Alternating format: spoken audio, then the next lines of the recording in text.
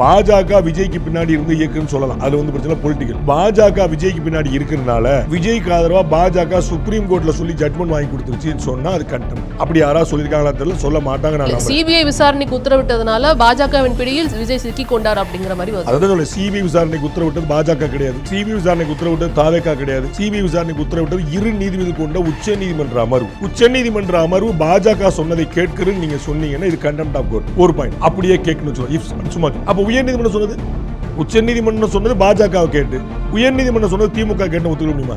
இப்படி கோர்ட் எல்லாம் நீங்க பொலிட்டிசைஸ் பண்ணீங்கன்னா என்ன அர்த்தம்? நாம எல்லாருக்குமே தெரியும், உயர்நீதிமன்றத்தில் தீர்ப்பு கொடுத்தவர் அவருடைய குடும்பத்தினர் வந்து அரசியல் இருக்கிறாங்க. தமிழ்நாட்டுடைய உயர்நீதிமன்ற நீதியரசர் தீர்ப்பு வழங்கினவருடைய குடும்பத்தினர் அரசியல் இருக்கிறாங்க. அதுக்கு என்ன செய்ய முடியும்? உச்சநீதிமன்ற தலைமை நீதிபதி குடும்பத்தினர் அரசியல் இருக்கிறாங்க. B.R. கவாய் அவருடைய சொந்த சகோதரர் பொலிட்டிக்கல் பார்ட்டி ரன் பண்றாரு. நான் சொல்றேன், உங்களுக்கு புரியுதா?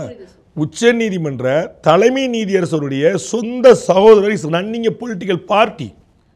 அப்ப அந்த கேஸ் ஏதாவது சுப்ரீம் கோர்ட் வந்துச்சுன்னா நாம நம்புறோம் நீதிமன்றங்களை. உங்களுக்கு புரியுங்களா? நம்ம நம்புறோம் இவருக்கு ஒரு அரசியல் பின்னணி இருக்கு, அவருக்கு அரசியல் அப்படின்னு சொல்லக்கூடாது. அது நீதிமன்ற சேர்ல உட்கார்ந்துட்டாங்க. நாங்கள் வேற திரு சந்துரு அவர்களுடைய பொலிட்டிக்கல் ஸ்டாண்ட் தெரியாதா யாருக்கும்?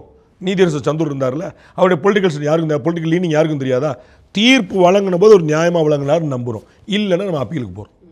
அவரை தமிழகம் கொண்டாடிச்சா இல்லையா? அவருடைய பொலிட்டிக்கல், அவருடைய இடதுசாரி சிந்தனையாளர் யாரா மறுப்பாங்களா? அவர் மறுப்பாரா? அப்ப இடதுசாரி சிந்தனை கொண்ட ஒருத்தர் வந்து எப்படி நியாயமா ஜட்ஜ்மெண்ட் கொடுப்பார்? நம்ம யாருமே சொல்லியே, நம்ம கொண்டாடணுமே அவருடைய தீர்ப்புகளை. அதுதான் பார்க்கணும். அப்ப நம்ம என்ன பேக்ரவுண்ட் இருந்துச்சுன்னு நினைச்சா கூட நம்ம அந்த சேர்ல உட்காந்து நியாயமா பேசுவாங்க, நம்புறோம். அப்ப உச்சநீதிமன்றம் ஏன் கலர் கொடுக்க பாக்குறீங்க?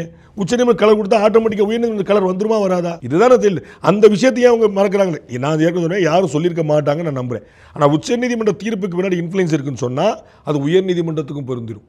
அப்ப இது கண்டெம்ட் ஆஃப் கோர்ட்ல முடியும். அதுதான் இது சொல்லக்கூடிய குற்றச்சாட்டு வைக்கக்கூடிய விரும்புறாங்களான்னு பார்க்கணும். தீர்ப்பைங்கிறத தாண்டி சிபிஐ வந்து மத்திய அரசின் கையில இருக்கு. சோ மத்திய அரசின் பிடியில், அதாவது பாஜகவின் பிடியில் வந்து விஜய் அவர்கள் தமிழ்நாடு காவல்துறை யார் கையில் இருக்கு? தமிழ்நாடு காவல்துறை யார்? அஸ்ராகாருக்கு ஐஜி வந்து நியாயமா விசாரிப்பாருன்னு சொன்னாங்க. தமிழ்நாடு அரசு சர்டிஃபை பண்ணுது, சரிங்களா?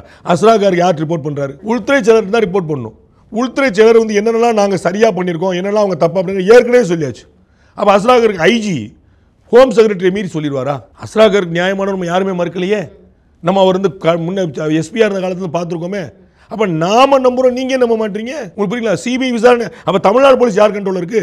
சரி, எவ்வளோ case law and order police இருக்கக்கூடியதை சிபிசிஐடிக்கு மாத்துறீங்க. அப்போ லா அண்ட் ஆர்டர் போலீஸ் நீங்க நம்பலையா? தமிழ்நாடு கவர்மெண்ட் நம்பலையா? உங்களுக்கு புரியுங்களா? சிபிசிஐடி தமிழ்நாடு அரசு ஏன் மாத்துது? தமிழ்நாடு அரசு போலீஸ். அப்போ இந்த போலீஸ் வந்து தப்பா செஞ்சிடும், அந்த போலீஸ் சரியா செஞ்சிருமா? ஒரு ஸ்பெஷலைசேஷன் இருக்குதுன்னு நினைக்கிறோம், ஒரு எக்ஸ்பெக்டேஷன் இருக்குன்னு நினைக்கிறோம், ஒரு எக்ஸ்பெக்டேஷன் இருக்கணும். சிபிஐன்னு ஒன்று இருக்கும்போது என்ஐஏன்னு ஒன்று இருக்கு. ரெண்டுமே சென்ட்ரல் தானேங்க, ரெண்டுமே. எதுக்கு என்ஐஏ?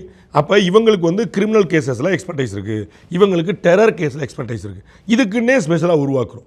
உங்களுக்கு புரியுங்களா? மிலிட்ரி இருக்குது, பாராமிலிட்ரி இருக்குது, சிஏஎஸ்எஃப்னு ஏன் ஒன்று கொண்டு வரோம்? இவங்களுக்கு தொழில் பாதுகாப்பில் ஒரு எக்ஸ்பெக்டைஸ் கொடுக்குறோம்.